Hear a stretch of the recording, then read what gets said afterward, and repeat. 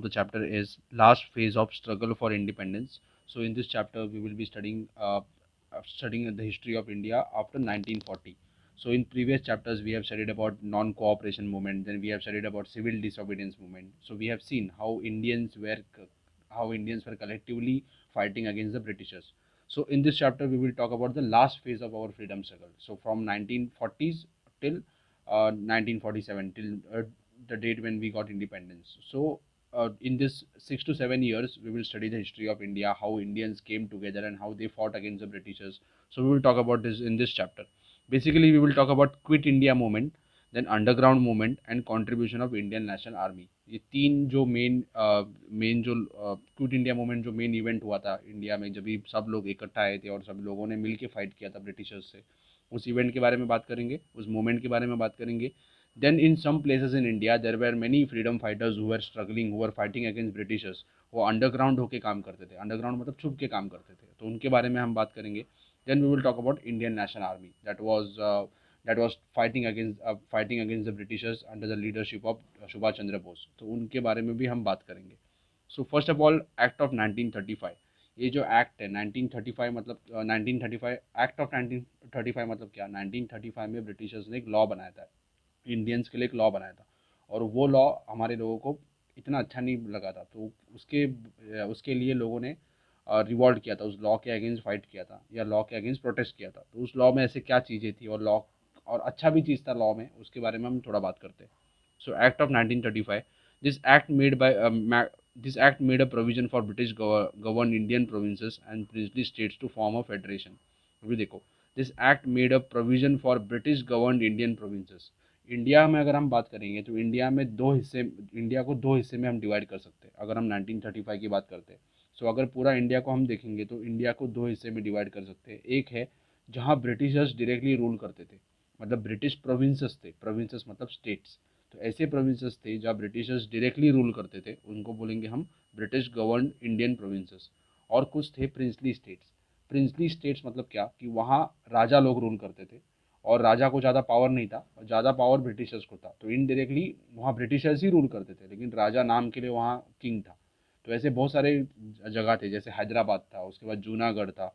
ऐसे जो जगह थे जहाँ किंग रूल करता था, ठीक है, तो उनको हम बोलेंगे प्रिंसली स्टेट्स. सो इंडिया को दो हिस्से में डिवाइड कर सकते हैं. एक है प्रिंसली स्टेट्स जहाँ किंग का रूल था, और दूसरा जहाँ ब्रिटिशर्स डायरेक्टली रूल करते थे, तो उनको बोलेंगे हम ब्रिटिश गवर्नड इंडियन प्रोविंसेस.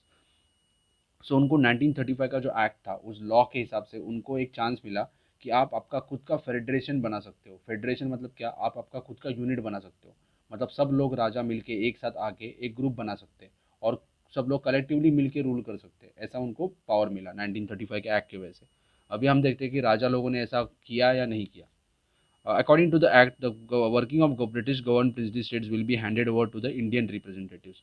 अभी प्रिंसली स्टेट्स में sorry British govern Indian provinces में ब्रिटिशर्स रूल करते थे, लेकिन कुछ टाइम के बाद ब्रिटिशर्स को लगा कि हमें अभी इंडियंस को भी थोड़ा चांस देना चाहिए पावर करने का, रूल करने का.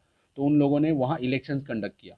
तो इलेक्शंस में इंडियन लोग फाइट करते थे और इंडियन फाइट होने के बाद या इंडियन लोग जीत के जो आते थे वो वहाँ रिप्रेजेंटेटिव्स बनते थे, वहाँ मिनिस्टर्स बनते थे.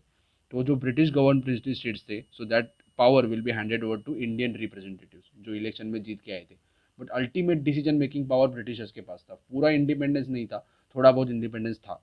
तो हमारे लोगों ने वहाँ इलेक्शन फाइट किया, इलेक्शन जीता और वहाँ रिप्रेजेंटेटिव्स बन गए, मिनिस्टर्स भी बन गए. If the princely state join the federation they would lose their autonomy. अगर प्रिंसली स्टेट, जैसे मैंने बोला कि एक एक राजा का अलग अलग किंगडम था, वो लोग अगर मिल के फेडरेशन बनाते, ग्रुप बनाते और फाइट और वहाँ रूल करना चाहते, तो क्या होगा, उनका इंडिपेंडेंस चले जाएगा. जो अकेले अकेले रूल करते थे उनका जो इंडिपेंडेंस है, उनका जो ऑटोनॉमी है, ऑटोनॉमी मतलब क्या, खुद का डिसीजन खुद ले सकते हैं, किसी के ऊपर डिपेंड नहीं होना पड़ता है. तो वो जो ऑटोनॉमी है वो उनका चला जाएगा क्योंकि वो ग्रुप में आके रूल करेंगे. तो इसलिए बहुत सारे प्रिंसली स्टेट्स ने वो फेडरेशन ज्वाइन नहीं किया, वो ग्रुप ज्वाइन नहीं किया. Hence they refused to join. Therefore the proposal of federal state in the act was not brought into practice. तो जो उनका ब्रिटिशर्स का क्या एम था कि इंडिया को हमें फेडरेशन बनाना है, जैसे आज इंडिया फेडरेशन है क्योंकि आज इंडिया में सेंट्रल गवर्नमेंट भी है, स्टेट गवर्नमेंट भी है. वैसे उनका मानना था कि हमें इंडिया को फेडरेशन बनाना है, लेकिन वो सक्सेसफुल नहीं हुआ क्योंकि प्रिंसली स्टेट्स ने अपना जो ऑटोनॉमी है, अपना जो फ्रीडम है, वो नहीं छोड़ा और वो फेडरेशन में नहीं शामिल हुए, वो इंडिपेंडेंट ही रहे. अभी प्रोविंशनल कैबिनेट्स, कैबिनेट्स मतलब क्या होता है, मिनिस्टर्स, कि सपोज अभी एक एक स्टेट में हम इमेजिन करते हैं कि हम एग्जांपल लेते हैं कि बॉम्बे स्टेट था तभी, आज जो मुंबई है या फिर महाराष्ट्र है, उसके बाद कर्नाटका है, उसके बाद थोड़ा पार्ट है आंध्र प्रदेश का थोड़ा पार्ट है, ऐसे गोवा है, सॉरी आंध्र प्रदेश का पार्ट नहीं, महाराष्ट्र है या फिर गुजरात है, उसके बाद कर्नाटका का कुछ पार्ट है, ये सब मिलके एक स्टेट था जिसको बोलते थे बॉम्बे स्टेट, बॉम्बे। ओके, तो बॉम्बे स्टेट था, उसके बाद यूनाइटेड प्रोविंस करके स्टेट था जिसका यूपी, बिहार, उत्तराखंड, ये सब उसके पार्ट थे, झारखंड उसके पार्ट थे, तो ये सब अलग अलग स्टेट्स थे। ठीक है, तो अलग अलग स्टेट्स में अलग अलग गवर्नमेंट होगा, स्टेट गवर्नमेंट होगा, और उस स्टेट गवर्नमेंट को रन करने के लिए मिनिस्टर्स होंगे, जैसे आज मिनिस्टर्स होते हैं वैसे उस टाइम पे भी मिनिस्टर्स थे, और वो ग्रुप ऑफ मिनिस्टर्स को हम बोलते हैं कैबिनेट। अभी प्रोविंशियल को कैबिनेट क्यों बोल रहे हैं, क्योंकि वहाँ प्रोविंशियल गवर्नमेंट था, हर एक प्रोविंस में हर एक स्टेट में गवर्नमेंट था, इसलिए उस स्टेट गवर्नमेंट को हम बोलेंगे प्रोविंशियल गवर्नमेंट या फिर स्टेट कैबिनेट या प्रोविंशियल कैबिनेट। कैबिनेट मतलब basically group of ministers. The Indian National Congress was not satisfied with the Act of 1935, but still decided to take part in the elections of provisional legislature provided by the Act। कि वहाँ act की वजह से क्या हुआ, Indians को election fight करने का अधिकार मिला, उन लोगों ने फाइट किया। So in 1937 elections were held in 11 provinces in country. So there were total 11 provinces. There were total 11 British governed states. British governed provinces कितने थे, 11 थे, और दूसरे क्या थे, प्रिंसली स्टेट्स थे। Among this Indian National Congress gain majority over 8 provinces. 8 provinces में Indian National Congress जीता, और बाकी प्रोविंसेस में डायरेक्टली इंडियन नेशनल कांग्रेस नहीं जीता, बाकी भी पॉलिटिकल पार्टीज को कुछ ना कुछ वोट मिले, लेकिन बाद में उन लोगों ने मिल के गवर्नमेंट बनाई। सो in out of 11 in 8 provinces Indian National Congress came into power. On the other hand, provinces in the other 3 provinces none of the party could achieve majority। कि बाकी प्रोविंसेस में किसी एक पार्टी को पूरा पावर नहीं मिला, तो उन लोगों ने क्या किया, मिल के गवर्नमेंट बनाया, थोड़े 2-3 जन मिल के इकट्ठा आके उन्होंने गवर्नमेंट बनाया। Therefore mixed cabinet was form. Mixed cabinet मतलब क्या, बहुत सारे पार्टीज ने मिल के गवर्नमेंट बनाया, और 8 प्रोविंसेस में इंडियन नेशनल कांग्रेस ने बनाया। The cabinet ministers of Indian National Congress did useful work for the people such as release of political prisoners from jail। देखो, प्रिजनर्स दो तरह के होते हैं, एक जो चोर होते हैं, मर्डरर्स होते हैं, वो एक टाइप के प्रिजनर्स होते हैं, और दूसरे जो प्रिजनर्स थे, और वो ब्रिटिशर्स ने क्या किया था, जो लोग फ्रीडम के लिए फाइट कर रहे थे, जो लोग ब्रिटिशर्स के अगेंस्ट फाइट कर रहे थे, उनको भी अरेस्ट किया था, जेल में डाल दिया था। तो ये लोग तो चोरी नहीं किया था इन लोगों ने, तो उनको बोलेंगे हम पॉलिटिकल प्रिजनर्स। तो जो कांग्रेस का जो गवर्नमेंट आया अलग अलग प्रिंसेस, अलग अलग प्रोविंसेस में, तो उन लोगों ने पहले क्या किया, वहाँ के जो पॉलिटिकल प्रिजनर्स थे उनको रिलीज कर दिया। Introduction of basic education, then prohibition of liquor, liquor को बैन कर दिया, then measures undertaken to improve condition of dalits, then passing of act giving डेब्ट रिलीफ टू फार्मर्स। डेब्ट मतलब क्या, कर्जा, फार्मर्स को बहुत सारा कर्जा था फार्मर्स के ऊपर, गवर्नमेंट, ब्रिटिश गवर्नमेंट उनको फोर्स करता था अलग अलग क्रॉप्स ग्रो करने के लिए, ये सब हमने देखा है प्रीवियस चैप्टर्स में।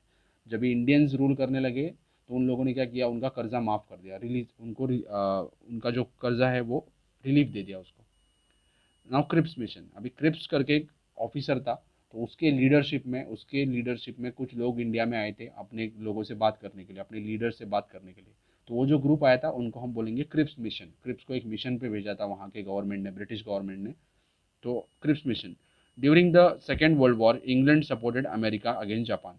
सो सेकेंड वर्ल्ड वॉर हुआ था, आपको पता होगा 1939 टू 1945 सेकेंड वर्ल्ड वॉर हुआ था, जिसमें अलग अलग ग्रुप में बट गए थे कंट्रीज। एक ग्रुप था जिसमें इंग्लैंड था, फ्रांस था, और उनको यूएसए ने भी सपोर्ट किया था, और दूसरे ग्रुप में जर्मनी, इटली और जापान था, तो ये अलग अलग ग्रुप्स थे। ठीक है, तो ब्रिटेन वाला जो ग्रुप था, इंग्लैंड वाला जो ग्रुप था, उसे अमेरिका ने सपोर्ट किया था, और इंडिया भी इंग्लैंड का इंडिया का कॉलोनी था। तो इनडायरेक्टली इंडियंस भी फाइट कर रहे थे वर्ल्ड वॉर, इंडिया के भी बहुत सारे सोल्जर्स वहाँ गए थे, यूरोप में, अफ्रीका में भी गए थे, या फिर साउथ ईस्ट एशिया में भी गए थे, और उन लोगों ने ब्रिटिशर्स के तौर पे फाइट किया था।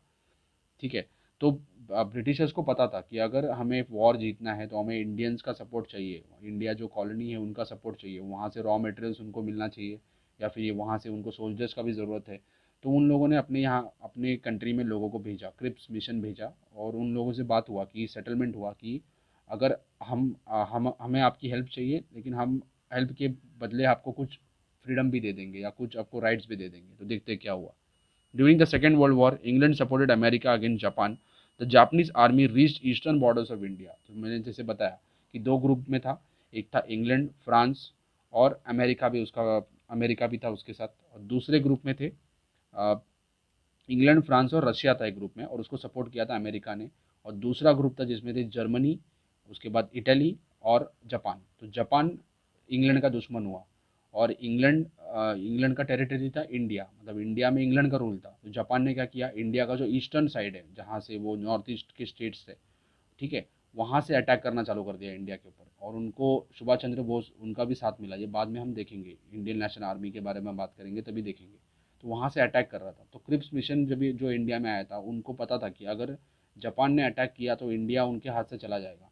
तो उन लोगों ने हेल्प मांगने के लिए आए हमारे लीडर्स से। The Japanese army reached the eastern borders of India. The British realized that if Japan attacks India, then they would need cooperation from the Indians. तो उनको पता था जापान ने अगर अटैक किया तो हमें इंडियंस का मदद की ज़रूरत है, इंडियंस की मदद नहीं मिलेगी तो जापान ले लेगा इंडिया को।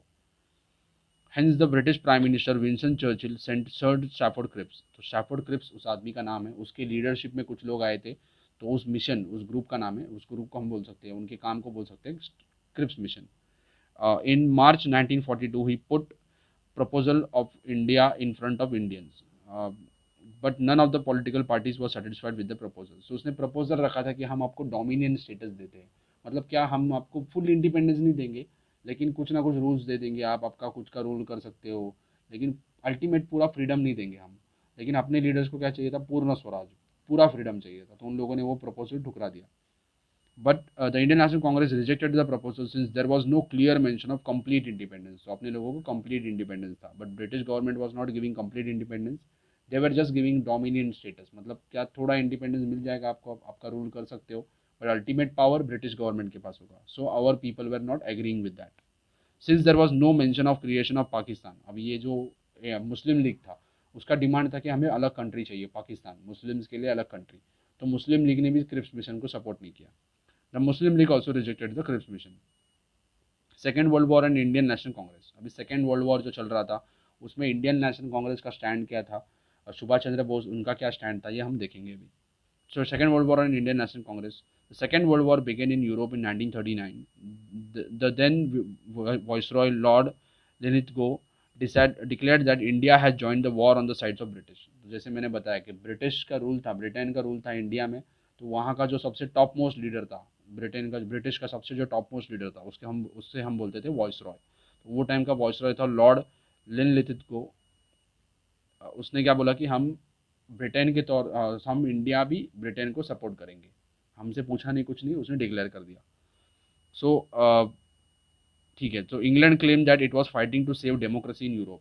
जैसे ये जो कंट्रीज थे, जैसे मैंने बताया कि इंग्लैंड के दुश्मन थे, जापान था, उसके बाद इटली था और रशिया, सॉरी, और जर्मनी था।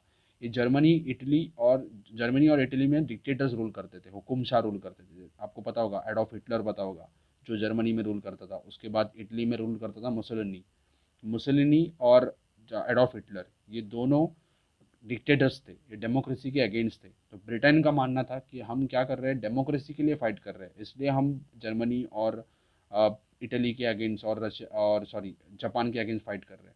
तो वो बोल रहे थे कि इंडियंस ने भी उनको सपोर्ट करना चाहिए। इनिशियल स्टेज में कांग्रेस ने उनको सपोर्ट किया, इंडियन नेशनल कांग्रेस ने उनको सपोर्ट किया। The Indian National Congress demanded that if the claim was true, then England should immediately grant freedom to India. अभी ब्रिटेन क्या बोल रहा था कि हम क्या कर रहे हैं, डेमोक्रेसी के लिए फाइट कर रहे हैं।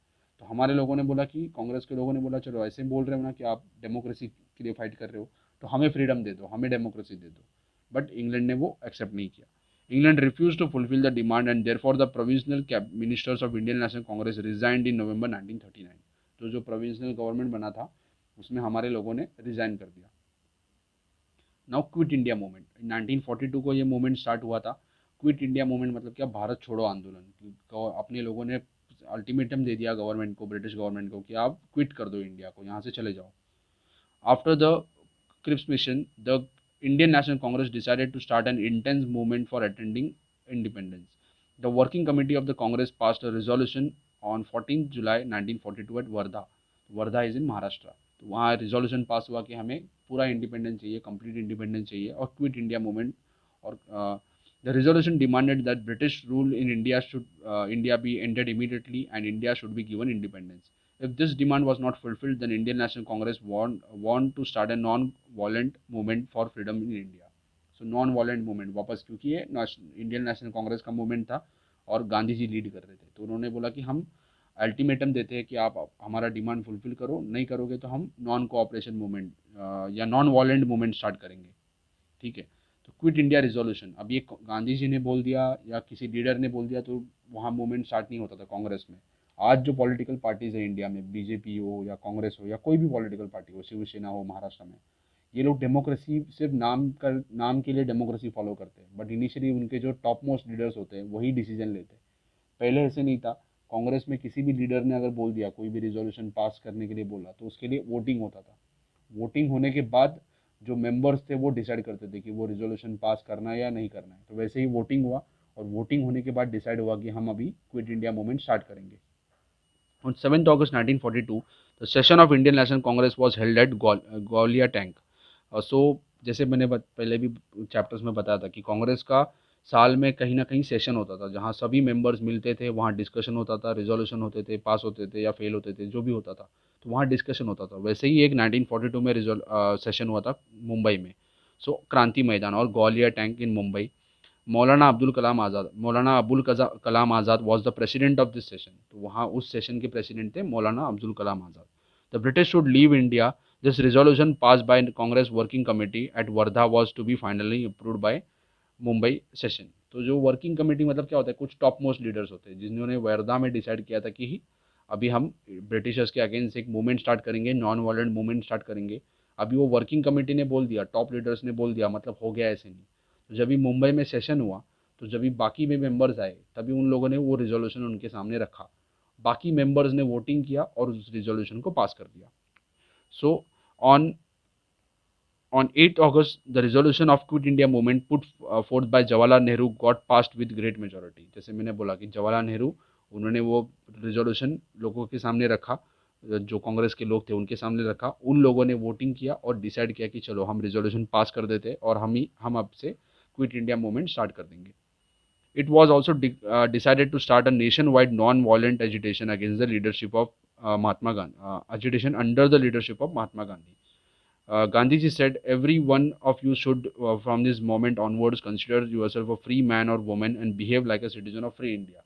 तो उन्होंने क्या बोला कि हम आपसे डिसाइड करेंगे कि हम अभी फ्री है, कोई गवर्नमेंट का रूल फॉलो नहीं करेंगे, उसके बाद गवर्नमेंट को मानेंगे नहीं, हम फ्री है, वैसे ही हम बिहेव करेंगे, वैसे ही हम रहेंगे। We shall either free India और डाई इन एन अटेम्प्ट। तो गांधी जी ने बोला था कि करो या मरो, डू और डाई, कि ये लास्ट सिचुएशन है, लास्ट अटेम्प्ट है, हम अभी फ्रीडम छीन के ले लेंगे, डू या die, do or die. We shall either free India or die in the attempt. Gandhiji made an inspiration appeal to the people to be ready to sacrifice their feelings of do or die. Beginning of popular movement. Beginning of people's movement. The news of arrest of important leaders of National Congress spread out all over the country. अब ये freedom movement declare कर दिया, मतलब government क्या देखते नहीं रहेगा।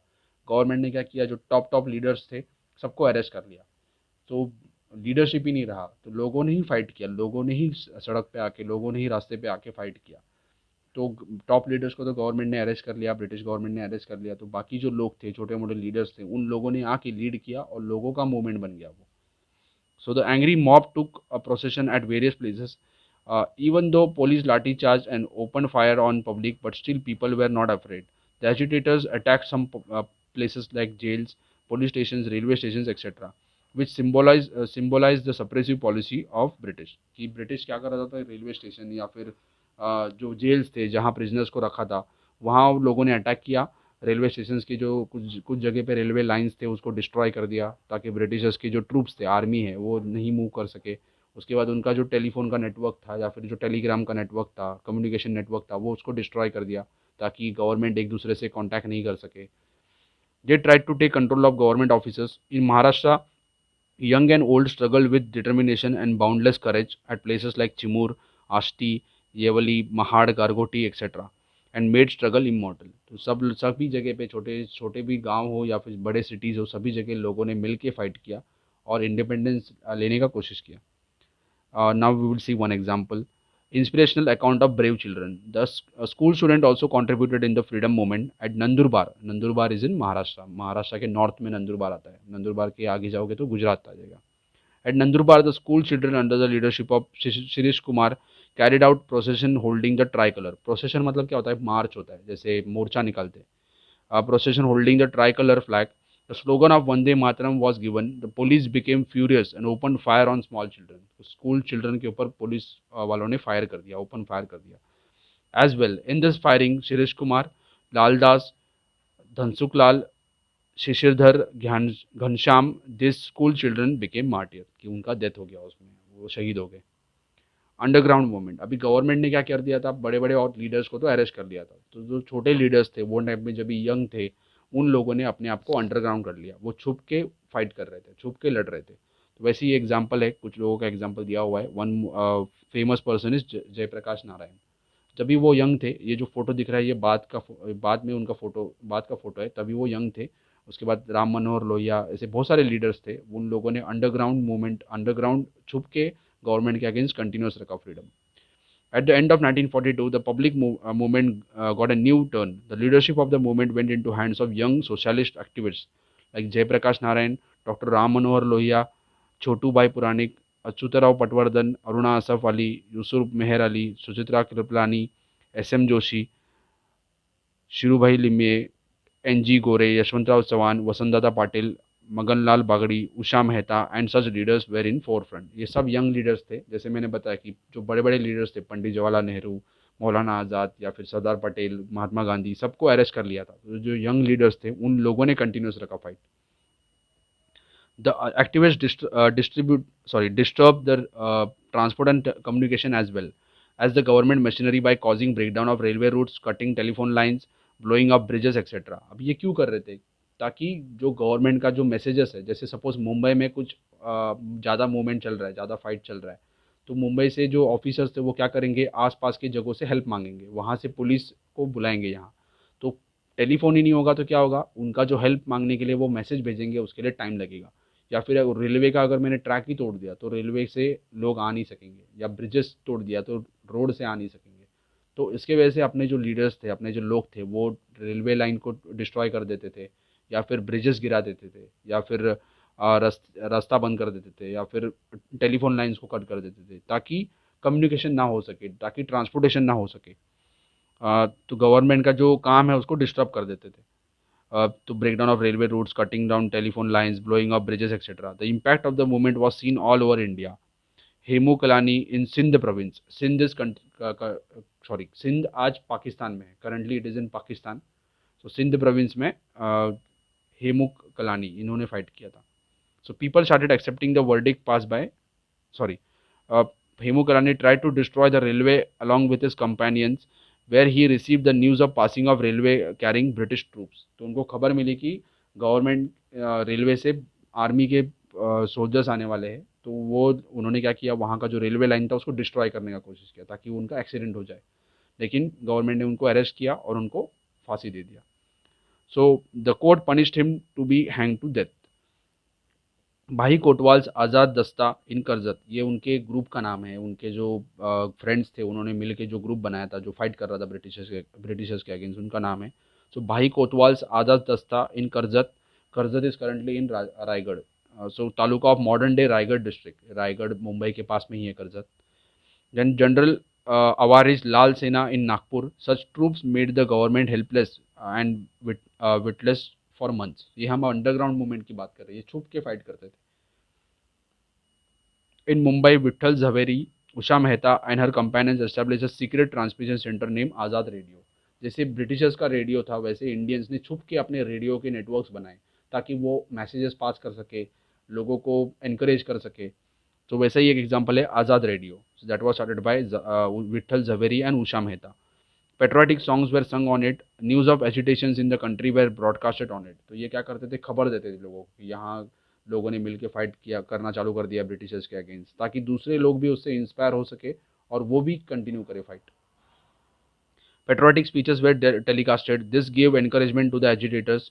सच transmission centres operated in Kolkata, Delhi, Pune for some period of time.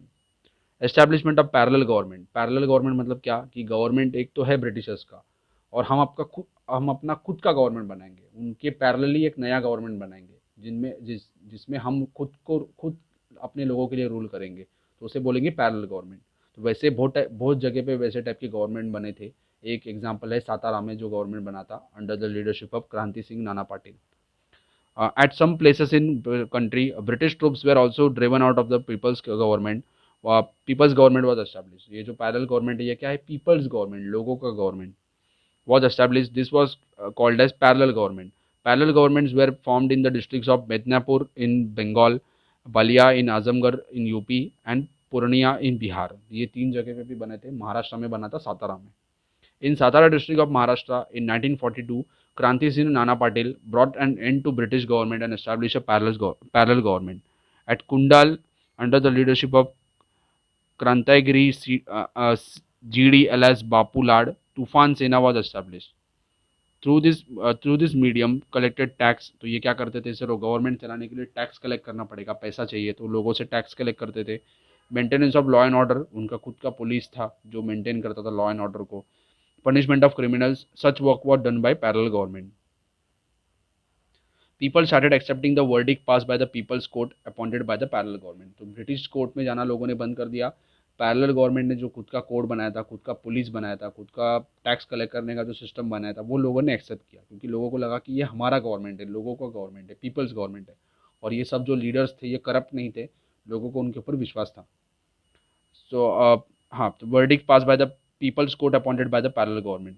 Opposition to money lenders. तो मनी लेंडर्स जो बड़े बड़े साहूकार थे जो पैसा लेंड करते थे, बाद में लोगों का लैंड ले लेते थे, तो उनको अपोज करता था parallel government. Prohibition of liquor. Liquor के वजह से बहुत सारे प्रॉब्लम्स होते हैं. लिकर मतलब क्या? शराब. So this government was prohibiting liquor. Spread of literacy, लोगों को ज़्यादा से ज़्यादा नॉलेज मिलेगा, ज़्यादा से ज़्यादा पढ़ेंगे तो लोग अवेयर हो जाएंगे. So spread of literacy. Opposition to caste distinction. Many such constructive works was done by the government. Due to its, the parallel government became source of inspiration for public. So parallel government was very influential, very helpful to people. So और non corrupt government था और लोगों को अच्छा freedom मिलता था उसमें. So because of this people were liking the government and they were supporting the government. ठीक है, ये यहाँ हम फर्स्ट पार्ट ख़त्म करते हैं चैप्टर का. सेकेंड पार्ट में हम देखेंगे कि क्विट इंडिया मूवमेंट का क्या इंपॉर्टेंस है. उसके बाद आज़ाद हिंद सेना, जो सुभाष चंद्र बोस उनके लीडरशिप में जो आज़ाद हिंद सेना बनी थी और उन्होंने कैसे फाइट किया गवर्नमेंट के अगेंस्ट. उसके बाद कौन कौन से अलग अलग सिचुएशंस है जिसके वजह से ब्रिटिशर्स इंडिया को छोड़ के चले गए, ये हम सेकेंड पार्ट में देखेंगे. I hope you have understood the first part. If you have understood, please share this video with your friends and subscribe for more videos. Thank you for watching.